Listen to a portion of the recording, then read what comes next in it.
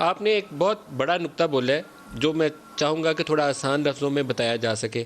آپ نے term use کی کہ وی والی گروتھ. وی والی گروتھ یہ تھی کہ 5.5 سے ہم نیگیٹو پہ آ گئے تھے, پچھلے سال نیگیٹو ہو گئے تھے. اب وی یہ ہونی چاہیے تھی کہ دوبارہ 5 پہ جاتے, جیسے انڈیا کی فورکاسٹ ہے, لیکن ہماری فورکاسٹ ابھی بھی 1.5% ہے. آپ کے پاس یہ اپرچونٹی ہو تو آپ کون سے ایسے اقدامات لیں گے؟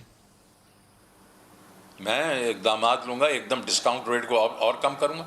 میری نان فوڈ جو انفلیشن تھی وہ 2.5-3% پہ تھی, اور 3-3.5% پہ اربن. اور اربن نان فوڈ انفلیشن ہی تو ریئل انفلیشن ہے, کہ جس کے بیچ میں کریڈٹ آپ کا 85% اربن ایریاز کے بیچ میں ہے. گورنمنٹ جو ہے وہ بیسیکلی جو وہ روک نہیں سکتی اس کو, اس کے اوپر انٹرسٹ ریٹ کا کوئی فرق نہیں پڑتا. تو آپ اٹھا کے جو ابھی جس طرح 7% کیا ہے, تو وہ انفلیشن یہ انٹرسٹ ریٹس کم از کم 5% پہ ہونے چاہیے تھے, 4.5% پہ ہونے چاہیے تھے. رسک لینا چاہیے تھا ہمیں اس کے اوپر. اور اس کے بعد ہم باقی جو چیزیں ہیں جو دنیا نے بھی کی ہیں کہ مانیٹری پالیسی کو تھوڑا ایز کرتے, تو یہ فسکل سائڈ کو ذرا تھوڑا یوز کرتے, ٹھیک ہے, تھوڑا فسکل ڈیفیسٹ ہوتا تو کوئی فرق نہیں پڑتا. دنیا نے بھی یہ کیا ہے.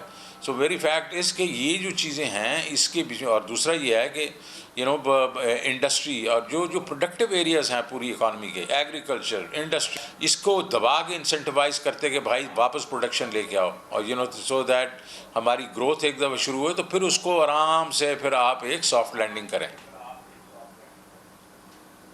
اچھا, ایک اور بڑا ایریا ہے اور اس کے اوپر ہم نے بہت زیادہ پاکستان میں سزا پائی ہے 2.5 سالوں میں. 3800 ارب روپے پہ پی ایم ایل این والے ٹیکس ریونیو چھوڑ کے گئے تھے. جب یہ انہوں نے امپورٹ کمپریشن کی کہ ہمارے پاس ڈالرز نہیں ہیں, تو اس کے ساتھ ہمارے ریونیو بیس جو تھی وہ بھی ختم ہو گئی, تباہ ہو گئی کمپلیٹلی.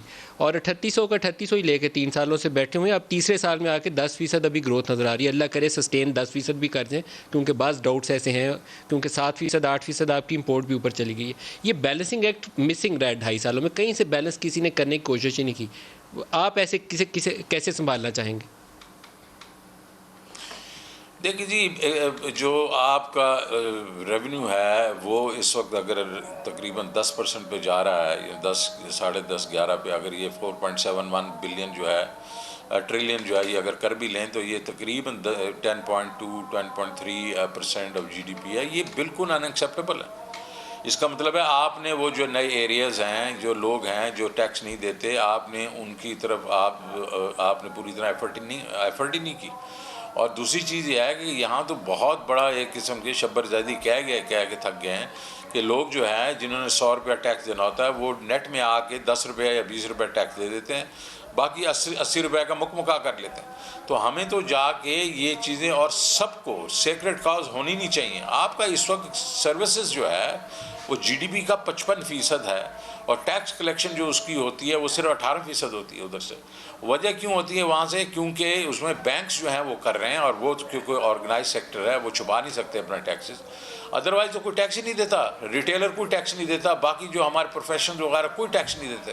اور ایگریکلچر جو ہے یہ پروونشل ٹیکس ضرور ہے, لیکن اگر ایگریکلچر ٹیکس تو کلیکٹ ہونا چاہیے نا. ان دی اسکیم آف تھنگس یہ ٹوٹیلٹی جو ہے یہ ہماری 20% سے زیادہ ہونی چاہیے. اور اس وقت ہمارا جو ایگریکلچر ٹیکس ہے وہ میرے خیال 2, 2.5, 3 ارب سے زیادہ کلیکٹ ہی نہیں ہوتا, اور حالانکہ 22% جو ہے وہ جی ڈی پی کا ہے. تو یہ ساری چیزیں جو ہے اس میں روتھلیسلی ہمیں کام کرنا پڑے گا.